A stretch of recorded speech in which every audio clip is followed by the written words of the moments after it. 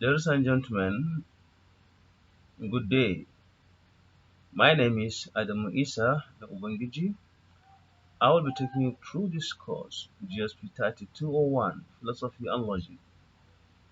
Module 1 will discuss definition, meaning, and history of philosophy. So the concept philosophy has no definite definition.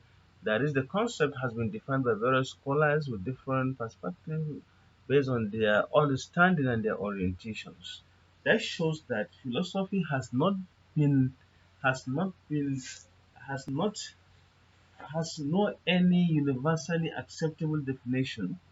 This is because it embraces many other fields of studies that makes it so complex and versatile. You see philosophy of religion, philosophy of science, philosophy of politics, philosophy of education, philosophy of adult education, philosophy of a lot of things you see there philosophies. So you see it is a kind of a word that is connected to many other disciplines. So that's why it is difficult to have a single universally or globally acceptable definition of philosophy. However, scholars have tried to, to, to arrive at some definitions of philosophy. The word philosophy emanates from two Greek words, philo and sophia. Philo means love and sophia means wisdom or knowledge. Therefore, philosophy means love for wisdom and knowledge. It deals with ultimate reality, general causes and principles of things and ideas. Also it deals with human perception and knowledge about the cosmos. How does the earth came into existence? Knowledge about what is real, what is truth. These are some of the things that philosophy try to look at.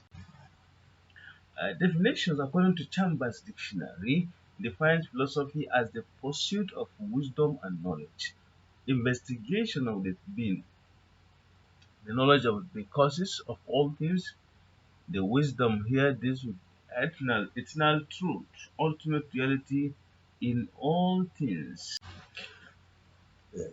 Pythagoras' definition defined philosophy based on analogy. Pythagoras was a Greek philosopher of the 6th century.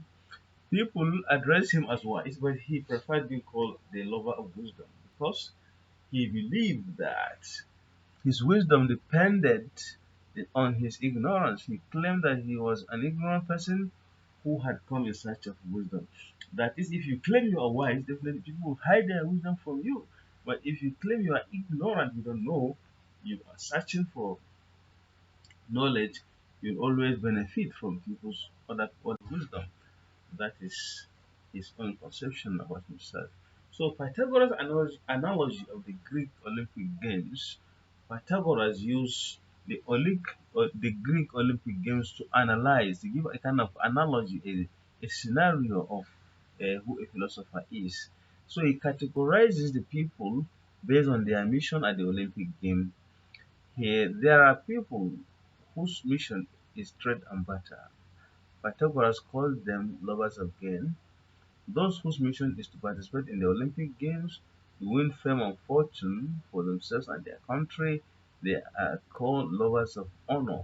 Whereas those that just go to watch the event, these are lovers of the spectacle. Pythagoras believed that people's mission on earth is a similitude to the three categories of the Olympic game. He grouped them as this: groups that attended to make money, he said he called them lovers of pleasure.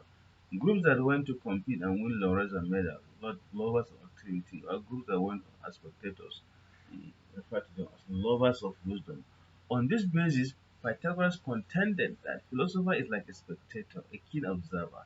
He looks at things, watches and reflects critically on the event and mysteries of existence, mysteries about life. So anyone who is a philosopher, he reflects, thinks deeply and critically about life, try to deduce meaning from what is all this life all about. What is life? Where are we coming from? Where are we going? These are some philosophical questions that.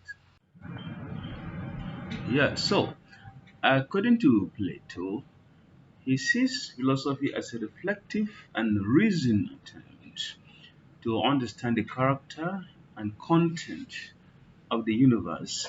You know, the universe is a mystery when you look at it. It's completely a mystery. So, an attempt, to understand the nature of the universe is seen as philosophy according to Plato. By taking its entirety as a single whole, from an observation and study of data collected from all aspects, you look at it with the view to understand how the nature of the universe. Then Aristotle described philosophy as the nature, as the knowledge of truth, as the knowledge of reality. Do you understand? Then Epicurus sees philosophy as an activity which secures the happy life by means of discussion and argument.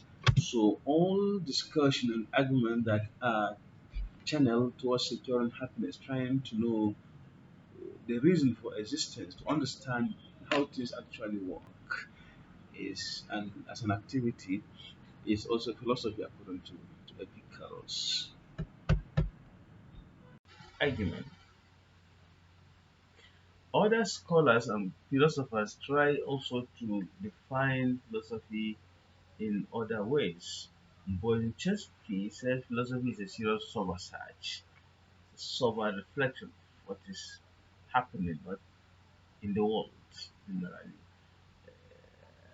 Omoregbe say philosophy is a man whose heart is fit on reality. He also said philosophy is a rational search for answers to the questions that arise in the minds of men while reflecting on human existence. So, even though there are so many seemingly contradicting definitions of philosophy, certain basic features is common in most of the definitions.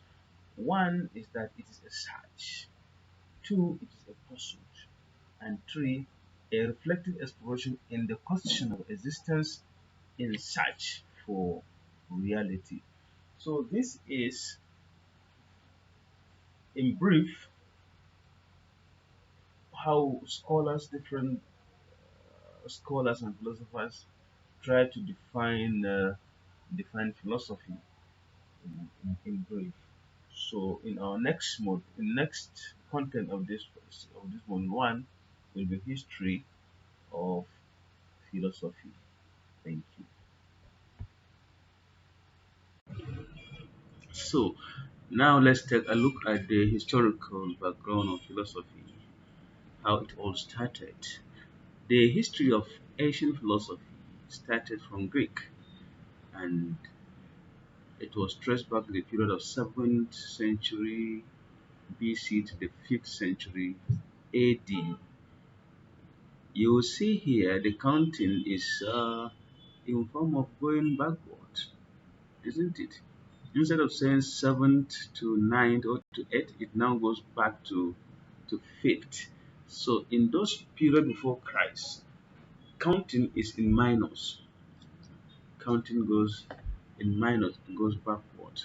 That is why you see it here 7th century to BC, then to to 5th century AD.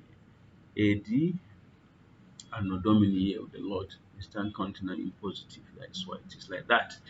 So this Greek philosophy originated in Miletus, an Ionian city of Asia Minor, and that was why early Greek philosophers are called Ionian or Milesian philosophers. And these ancient or Ionian philosophers include Thales, Anaximander, Anaximenes, Pythagoras, Heraclitus, Parmenides, Zeno, Empedocles, Anaxagoras, and Democritus. All these are names of philosophers of early Greek philosophers.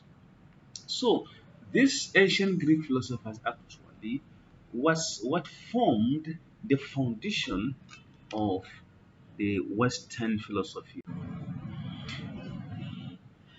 These philosophers preceded Socrates, Plato, and Aristotle. I mean, the ancient Greek philosophers. They actually existed the before Socrates, Plato, and Aristotle, and that was why they are called philosophers of the pre-Socratic era. In any case, all philosophers that lived in Socratic and the pre-Socratic era are called philosophers of antiquity. Philosophers of antiquity. These ancient philosophers focused their attention mainly on cosmogonic theory, that is, the origin of the universe, how the world came into existence. Their central focus, their central focus was on the existence. How did the world came into existence? In doing that, it involves investigating certain mysteries such as the origin, the creation, the evolution of the universe. These are issues which sometimes, as human beings, you begin to think in that dimension. How the world came into existence? How did the world came into existence? How was it created? You know, you look at even yourself sometimes. How did you even came into existence? How were you even created when you were not alive? If you are, for example, you are 40 years now, old now, in 41 years, 42 years ago, where were you? In what form are you? So these are some questions that philosophers is to ask. And also the ephemerality of life, the temporalness of life. Life is so short. Look at the period of life, everything exists and it goes.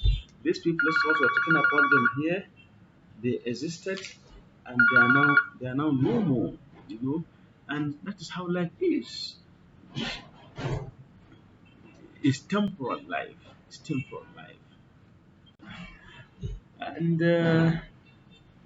later, during the medieval period between 5th century AD and 13th century AD, it witnessed the emergence of theologians and fathers of the church. That's when people believe to begin to feel the existence of God Almighty, and they believe that there is a supernatural power that controls the universe. They believe God as the custodian and the giver of wisdom.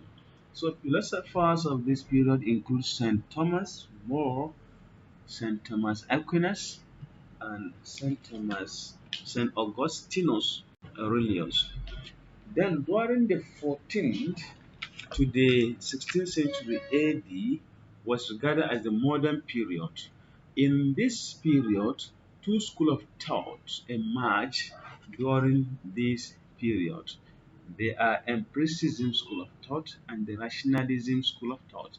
The empiricists, who include among them John Locke, Bishop Berkeley, and David Hume, they believe that sense was the main source of knowledge, that all knowledge are from science. That is what your sense cannot capture is not knowledge. That is their own belief. Then the rationalists include Descartes, Leibniz, and Spinoza. They have contrary belief to the empiricists. To the rationalists, they upheld that reason was the chief source of as the chief source of knowledge. That this knowledge is from reason, and of course, there are difference between sense and reason, isn't it? Let me give you an example that will show you the difference between sense and reason. There was a time when three people were traveling in a car. So along the way, one of the tire of the car removed, pulled out, and they have to park the car and look for the bolt to tie it back the tire. So when they were moving, meandering, looking here and there, looking for the knots that pull out, eventually they met a madman. Of course, a madman is saying he didn't have sense, isn't it? So the madman look at these people. They don't even have sense. What are you looking for? Oh, your tire pull out. Then go back, remove the bolts. On the tire, it has 4 or 5 bolts. Then remove one from one here, one from the other tire, one from the third tire. and now use the three bolts to tie this fourth tire and keep going. So it comes to their senses that so this is making he's talking he's have reason why it does. So you see, these guys they have sense, but they fail to they fail to reason towards this dimension. And a madman who says maybe you don't have sense, look at how he reasoned. Based on reason, he gave them solution to their problem. So you can see the difference between sense and reason. To the empiricist, they said that the main source of knowledge is science, while rationalists say it is not it is it is reason. Then, as from the 19th century AD, philosophy became analytical in nature. Contemporary scholars of this period include Bertrand Russell and Ludwig Wittgenstein. Wittgenstein. Although in Africa, philosophers also exist at that period, but were not recognized due to absence of written documents. However, prominent African philosophers include B.P.O. Boudouin, a Nigerian, J. Omoregbe, a Nigerian, and also K. Wiredu, a Ghanaian. The question now to bug us here is, why do we study philosophy? Why? Why do you study philosophy? You know why? Philosophy opens way for systematic thinking about everything that is a search for reality.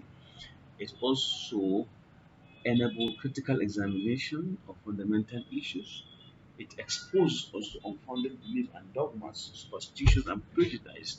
So that whatever you do, it must be based on reason and justification why you are doing it. Nothing happens just like that. There are always reasons why this happened. It also examines questions and provides solution from coherent systematic um, inquiry.